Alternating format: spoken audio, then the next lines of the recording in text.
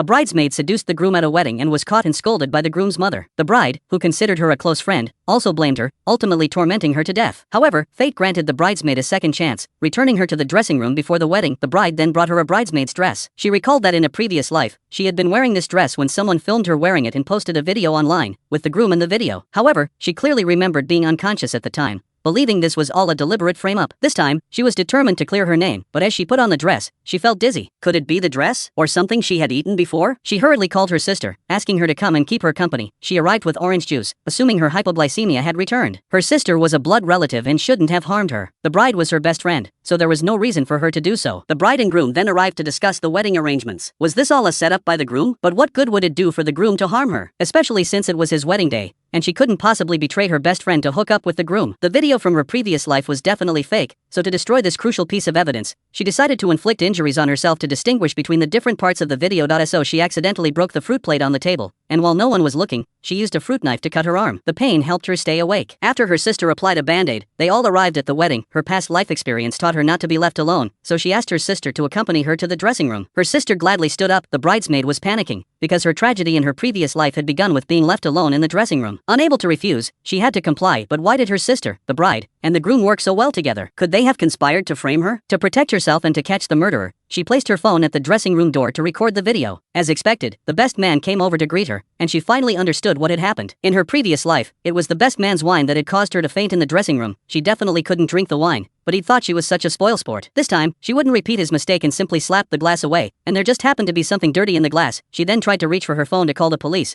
but suddenly she felt dizzy and fainted. After waking up, she was bewildered. What had gone wrong? She'd been so careful, yet she'd still fainted. The thing she'd been most worried about had finally happened.